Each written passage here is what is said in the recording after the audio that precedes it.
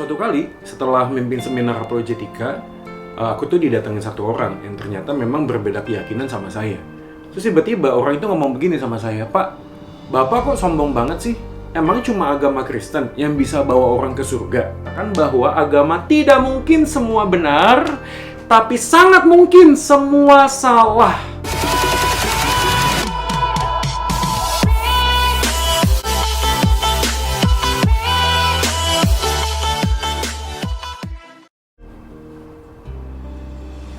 Lalu saya ajak ngobrol bapak ini.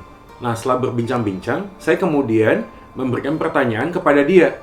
Saya bertanya kepada bapak ini, "Pak, maaf, apakah menurut keyakinan bapak, orang seperti saya ini juga bisa masuk ke dalam surga?" Lalu bapak itu berkata, "Ya enggak sih, karena bapak kan nggak percaya dengan apa yang saya yakini. Kalau gitu kan sama saja, menurut agama saya, Yesus bisa bawa saya ke dalam surga. Tapi kalau Bapak tidak percaya itu, berarti Bapak berbeda dengan saya kan?"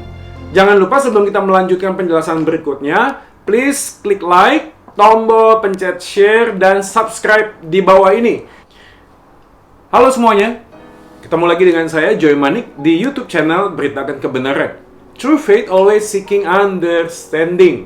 Nah, di percakapan awal tadi, kita sudah sedikit mendengarkan apa yang menjadi perjalanan dan pengalaman saya ketika memimpin sebuah seminar. Dan memang tidak bisa terbantahkan, setiap agama itu eksklusif di dalam dirinya sendiri. Masing-masing pasti punya keyakinan, yang pasti beda-beda dong. Dan kita nggak mungkin dong memaksakan apa yang menjadi keyakinan kita kepada orang lain. Yang kita bisa lakukan hanyalah berdiskusi. Nah, diskusi tentu dengan hati yang hangat dan kepala yang tetap dingin. Setiap agama pasti berbeda-beda, nggak mungkin dong kita bicara semua agama sama. Tapi pertanyaannya adalah, kalau agama itu berbeda-beda, apakah Tuhannya itu juga berbeda-beda? Apakah Tuhan itu hanya satu, tapi disembah oleh orang lain dengan agama yang berbeda? Atau semua agama itu menyembah masing-masing Tuhan? Jadi Tuhannya ada banyak gitu. Oke, sebelumnya di video saya yang pertama, saya sudah menjelaskan beberapa hal tentang bagaimana wahyu, sejarah, budaya, dan juga worldview manusia itu menentukan bagaimana apa yang kita yakini hari ini. Dan kalau kita sedikit melihat ke belakang sejenak, ada banyak budaya yang tentu saja kita ambil, itu berkaitan dengan agama dan keyakinan kita, tapi pada saat yang sama kita juga sadar bahwa tidak serta-merta diajarkan oleh agama yang kita yakini. Contoh saja, apakah teman-teman sekalian pernah melihat atau mendengar ada banyak gereja di daerah Mesir dan Timur Tengah yang melakukan sebuah ibadah dengan bahasa Arab? Assalamualaikum warahmatullahi wabarakatuh. Syedaralun, tak banyak masyarakat di Indonesia yang mengetahui aliran Kristen Ortodoks Syria yang dulu sempat membuat heboh publik tanah air. Sebagai salah satu sekte beragama, orang awam yang tidak paham pasti menyangka bahwa mereka beragama Muslim. Hal ini wajar karena penampilan dan sebagian dari ritual ibadah yang dilakukan sekilas mempunyai kemiripan dengan umat Islam. Namun jika sejarah ditelisik lebih jauh, Kristen Ortodoks Syria sudah ada sejak abad 5 Masehi, lebih tua dari agama Islam yang lahir pada abad 6 Masehi, seperti yang dikutip dari laman suaraislam.co.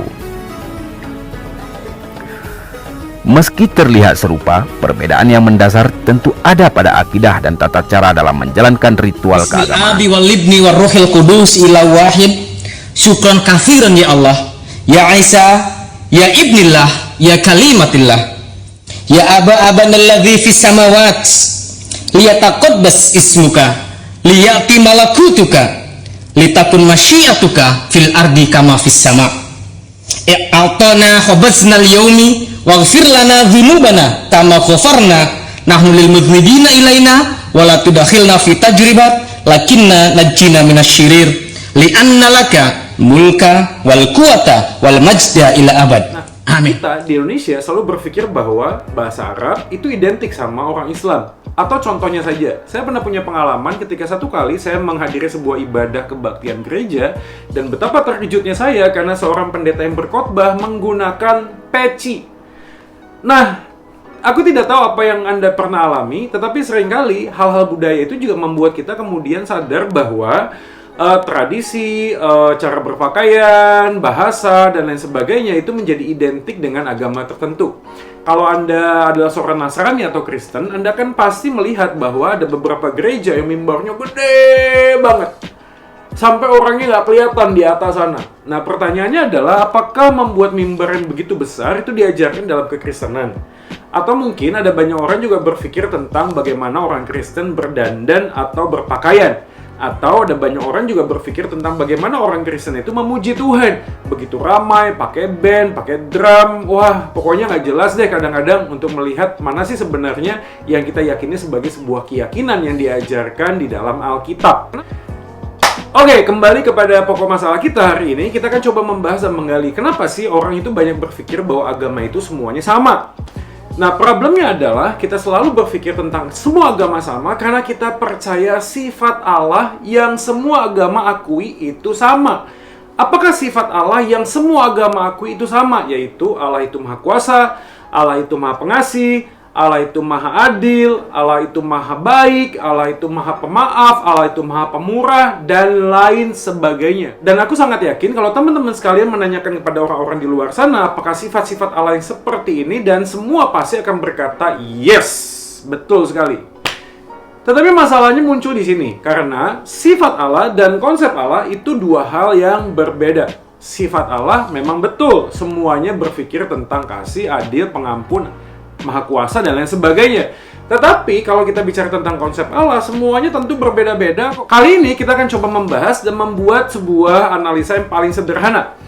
Di dalam semua konsep agama tentang Tuhan, maka kita akan menemukan paling tidak ada 3 hal yang berbeda dari semua agama ketika mengajarkan kepada umatnya. Yang pertama adalah kaum teisme. Kaum teisme adalah sekelompok orang yang percaya bahwa Tuhan itu hanya ada satu. Allah itu esa, Allah itu satu.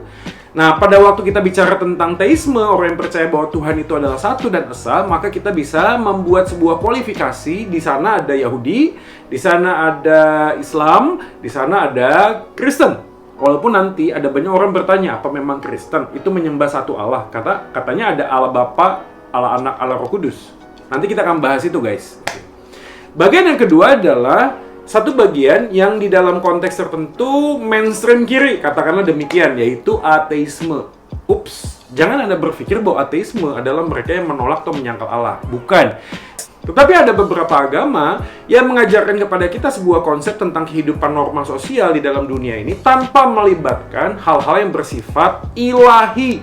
Agama apakah itu? Yes, Anda benar sekali, yaitu Buddhisme atau agama saudara kita yang menganut aliran Buddha. Kita nggak akan bicara banyak aliran sih di dalam Buddha itu, tetapi kita akan melihat bahwa beberapa konsep di dalam Buddhisme mengajarkan kepada kita bahwa mereka tidak percaya bahwa ada Allah yang menciptakan segala dunia ini. Mereka tidak percaya bahwa ada surga dan neraka. Bahwa bagi penganut Buddhisme, mereka percaya bahwa hal yang paling utama di dalam dunia adalah melepaskan sebuah keinginan, karena keinginan akan membuat kita itu melakukan sebuah dosa. Dan di dalam masa-masa kita hidup dalam dunia ini, kita akan menemukan kehidupan yang akan terus berjalan sedemikian dengan konsep rebirth atau kelahiran kembali atau tumimba lahir. Tunggu, apa maksudnya tumimba lahir? Artinya adalah bahwa Buddhisme percaya bahwa setiap manusia itu tidak memiliki jiwa yang kekal. Dan inilah yang membuat sebenarnya pada awal muasalnya Siddhartha Gautama yang mencetuskan pertama kali ajaran ini adalah beragama Hindu. Dan salah satu konsep yang memang tidak dipercaya oleh Buddhisme adalah ketika jiwa itu bentuknya atau sifatnya kekal. Ini berbeda dengan agama Hindu tentunya. Tetapi kalau kita bicara tentang Buddha betul-betul tidak percaya bahwa ada Allah yang menciptakan dunia ini. Bahkan tidak percaya bahwa ada Allah yang bisa mengatur segala sesuatu dalam dunia ini. Mereka percaya adalah bagaimana hidup manusia di dalam relasi sosial di dalam dunia ini yang menentukan bagaimana kita bisa hidup dan bagaimana kita bisa menikmati kebahagiaan atau kedamaian dalam dunia ini. Oke. Setelah kita bicara tentang konsep agama yang tidak percaya adanya Tuhan, oke, sekali lagi, dalam bahasanya ateisme itu bukan berarti orang yang menyangkal Tuhan, Karena kita percaya juga bahwa agama Buddha percaya bahwa Tuhan itu juga bisa dipercaya seandainya itu bisa memberikan sebuah insentif ke dalam hidup manusia untuk menjadi pribadi yang lebih baik. Jadi Buddhisme itu tidak menolak jika Anda seorang Buddha lalu kemudian ikut di dalam keyakinan Kristen, keyakinan Islam, keyakinan agama yang lainnya. That's no problem. Yang penting, yang utamanya adalah how you can be a better person in this life. Konsep ketuhanan yang berikutnya adalah bukan cuma ateisme, bukan cuma teisme, tetapi juga politeisme. Dan kita percaya politeisme sedang mengajarkan bahwa Allah itu bukan satu, Allah itu bukan tidak ada, tetapi Allah itu banyak sekali. Ada ribuan bahkan dewa-dewi, bahkan Tuhan, bahkan mereka percaya bahwa di setiap partikel zat di dalam dunia ini ada partikel keilahian yang mana kita bisa bersatu di dalamnya ketika kita mencapai dalam sebuah titik meditasi yang paling tinggi, sehingga ada bagian yang tadinya tidak nampak menjadi nampak ketika kita bermeditasi. Dan agama itu adalah agama Hindu. Nah, saya akan coba sedikit sharing tentang pengalaman saya ketika saya belajar di India pada waktu itu. Nah, suatu kali kita setelah selesai belajar, kita ada kesempatan untuk jalan-jalan. Nah, pada waktu jalan-jalan kita pakai taksi, dan pada waktu itu saya duduk di depan. Nah, saya ngobrol dong sama supir taksinya. Dan setelah perbincangan, lalu saya bertanya, I'm so sorry, do you know Jesus? Lalu ada yang mengejutkan terjadi ketika supir taksi yang mengaku adalah agamanya Hindu berkata demikian, oh, I know him very well. Me and Jesus are best friend. Oke. Ini hal yang menarik sekali karena bagi orang-orang Hindu ketika Anda memperkenalkan sebuah dewa lain, seorang Tuhan yang lain, maka mereka akan percaya itu ada Tuhan yang sebelumnya itu menyatakan diri di dalam Tuhan-Tuhan atau dewa-dewa yang ada di dalam dunia ini. Maka pada waktu kita bicara tentang Hinduisme, mereka percaya ada banyak Tuhan di dalam dunia ini. Oke, jadi kita sekarang sudah mempunyai sebuah pemahaman yang paling sedikit lebih jelas, yaitu ada ateisme, ada teisme, dan ada politeisme. Ketiga bagian ini tentu mempunyai konsep tentang Allah yang berbeda. Apakah ini mempengaruhi cara kita hidup dan mempengaruhi cara kita bertindak dalam dunia ini? Ya, tentu saja dong. Misalnya contoh, ketika kita belajar tentang Buddhisme, kita percaya bahwa kemampuan diri kita untuk menjadi pribadi lebih baik itu menjadi penekanan. Sehingga ada banyak ritual yang menekankan kepada kita untuk hidup lebih sungguh-sungguh dan hidup menjadi semakin lebih baik dengan cara melepaskan, meninggalkan segala keinginan di dalam hidup kita.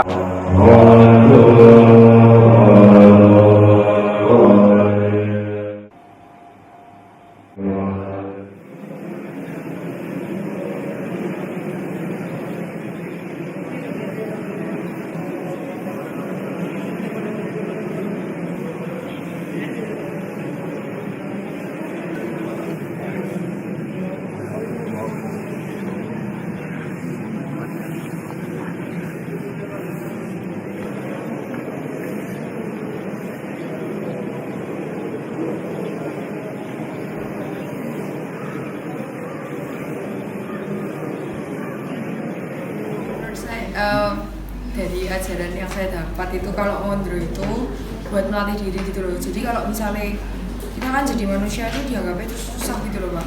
Jadi kalau misalnya jadi manusia, kita dengan ngondro itu bisa melatih diri. Kalau dengan ngondro stand up itu kan kita bisa kayak lebih menahan emosi capek ya, nanti kita tetap sabar sampai tujuan kayak gitu. Tapi setelah itu memang kamu jadi lebih sabar, maksudnya? Aku jatuhnya, aku sih berubah sih karakternya dari aku SD, SMP, SMA, nah sekarang sih aku berubah sih. Yang lebih signifikan, contohnya misalnya? Ya aku dulu pas SD aku sombong orangnya. Banyak ibu-ibu yang datang dan lain-lain. Sama didikan mami juga, jadi ini lebih baik sekarang sih. Sama kalau mami kan ngajarin even aku cucu Pandita dan lain-lain tuh nggak fanatik ke Buddha. Jadi kalau sama agama lain kayak kemarin Paskah aku nemenin pacarku ke gereja tuh ya nggak apa-apa gitu loh, kayak ya aku menghormati agama lain. Misalnya Pak Joy ngomong ke aku apa ya, aku Nah, ketika keinginan itu bisa lepas, maka kita akan mencapai sebuah kedamaian dan kebahagiaan yang sejati di dalam dunia ini. Dan kita hanya melihat orang lain bisa menjadi lebih bahagia ketika saya melakukan sebuah kebahagiaan kepada orang tersebut. Oke guys, jadi kita sudah menemukan perbedaan yang sangat menyolok antara ateisme, ya Buddhisme atau Hinduisme, antara yang tidak percaya ada Tuhan dan yang percaya bahwa Tuhan itu banyak. Nah, sekarang kita akan masuk di dalam sebuah pembahasan, yaitu tentang teisme. Dan seperti yang kita sudah sebut di depan, bahwa di dalam teisme ada 3 agama, yaitu agama Yahudi, agama Islam, dan agama Kristen. Di dalam konsepnya, sebenarnya agama Yahudi dan Islam adalah mereka yang berpandangan monoteistik murni. Artinya tidak ada Allah lain selain yang satu. Bahwa yang satu satu-satunya, yaitu itulah Allah. Nah, itu di dalam konsep Yahudi dan Islam. Kita akan mencoba membahas bagian yang sangat menarik, yaitu tentang Islam dan Kristen. Mengapa ini menjadi penting sekali? Karena di dalam 2 agama ini ada perdebatan di antara Islam dan Kristen. Yaitu ketika kita percaya bahwa Kristen menyembah Yesus sebagai Tuhan, tetapi Islam justru menolak menyembah Yesus sebagai Tuhan. Tentu saja ini bicara tentang bagaimana mereka memandang orang Kristen itu menyembah kepada Yesus yang adalah manusia. Disinilah pokok masalahnya. Apakah benar Islam dan Kristen itu menyembah Tuhan yang sama? Tentu saja pasti berbeda. Bukan hanya tentang ketuhanan Yesus yang disembah oleh orang Kristen dan juga orang Islam yang percaya bahwa Allah adalah Allah yang satu-satunya dan tidak ada yang lain seperti Dia, maka ini menjadi perbedaan yang paling menyolok, guys. Nah, sekali lagi tentu saja video ini tidak akan memuaskan hati Anda, tidak akan memuaskan logika Anda. Jika Anda berminat untuk mengikuti atau mendengarkan bagian lebih dalam, maka Anda bisa menyimak video-video saya berikutnya. Tetapi kali ini saya akan menjelaskan bahwa begitu sangat jauh perbedaan antara Hindu, Buddha, Islam, Kristen, bahkan Yahudi. Kita melihat sekarang bahwa semua agama itu sangat berbeda. Maka pertanyaan di akhir adalah, apakah Tuhan itu satu? Atau Tuhan itu banyak yang disembah oleh masing-masing agama yang mengajarkan tentang konsep Allah kepada umatnya? Nah, ini menarik sekali guys, karena Anda harus memikirkan ulang. Karena di dalam filsafat agama ada sebuah prinsip yang mengatakan bahwa agama tidak mungkin semua benar, tapi sangat mungkin semua salah. Tapi jika ada yang harus benar satu, maka yang lain haruslah salah. Jadi dari sini kita bisa melihat perbedaan yang sangat fundamental. Kita tidak hanya bisa bicara tentang sifat Allah yang kasih, adil, maha pemurah, tetapi kita juga harus memikirkan tentang konsep ketuhanan. Kenapa demikian guys? Karena ketika kita bicara tentang konsep Allah, maka pada waktu kita percaya pada pribadi Allah tertentu, maka di sanalah kita bisa menemukan bahwa bagaimana kita hidup, bagaimana kita mencapai surga dan neraka, atau apakah kita percaya ada surga dan neraka, itu tergantung dari bagaimana kita memahami konsep Allah. Seperti halnya Buddhisme, mereka tidak percaya bahwa ada Allah, artinya mereka percaya ada hukum karma. Dan hukum karma itu bukan berpribadi. Nah, suatu kali saya pernah diskusi dengan seorang teman dan bertanya demikian. Kalau misalnya ada hukum karma yang mengatakan bahwa kalau kamu melakukan yang jahat, akan mendapatkan yang jahat. Kalau kamu melakukan yang baik, akan mendapatkan yang baik. Pertanyaannya adalah begini, bagaimana kita menentukan level orang yang jahat dan yang baik? Teman saya lalu bertanya, apa maksudnya Bapak menanyakan hal itu? Saya akan kasih tahu begini, di dalam dunia ini kita tahu bahwa ada bentuk kejahatan yang dilakukan atas dasar kebaikan. Contohnya saja, jikalau ada 2 orang wanita yang betul-betul jikalau saja ada 2 orang wanita yang terbukti melakukan pembunuhan. Wanita yang pertama, ketika dia diketahui menjadi seorang pembunuh, dia mengatakan alasannya. Alasannya adalah karena dia hidup miskin, dia butuh uang, dia pengen jadi orang kaya, maka dia membunuh majikannya untuk mendapatkan hartanya. Jahat nggak? Tentu saja jahat. Nah, orang yang kedua, wanita yang kedua, ketika ditanya, kenapa engkau membunuh? Maka jawabannya adalah begini. Saya waktu itu sedang mempertahankan diri saya karena saya mau diperkosa oleh seorang pria, maka saya tidak sengaja mengambil sebuah batu dan memberikan sebuah perlawanan dengan cara memukulkan batu itu kepada orang tersebut, dan saya tidak tahu kalau orang itu kemudian meninggal dunia. Dua orang wanita, dua-duanya membunuh. Pertanyaan saya, kalau kita menjadi manusia yang lainnya dan keduanya dihukum dengan hukuman yang sama, saya tanya, apakah itu adil? Tentu saja tidak. Karena walaupun keduanya membunuh, wanita yang pertama karena nafsunya dia ingin membunuh untuk memperkaya diri, sedangkan wanita yang kedua adalah objek. Karena seharusnya dia tidak diperkosa. Dia hanya melakukan sebuah perlawanan. Pertanyaannya, apakah karma yang diterima oleh kedua wanita ini menjadi sama? Kalau berbeda, maka seharusnya karma berpribadi. Karena hanya orang yang punya pribadi yang bisa menentukan mana baik, mana jahat, mana level baik yang lebih baik, mana level jahat yang lebih jahat dari semua tindakan yang manusia lakukan di dalam dunia ini. Jangan lupa sebelum kita melanjutkan penjelasan berikutnya, please klik like, tombol pencet share, dan bawah ini. Dan pastikan Anda bisa menonton video-video saya berikutnya yang berisi tentang pembinaan yang saya berharap bisa membuka wawasan kita untuk memahami apakah yang kita yakini.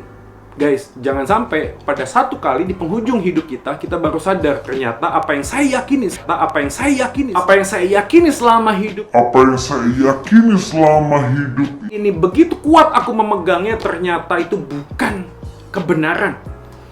Dan semua perjalanan aktivitas religius kita, semua kerajinan, persembahan kita, pelayanan kita, dedikasi kita terhadap agama yang kita yakini ternyata tidak punya arti apa-apa.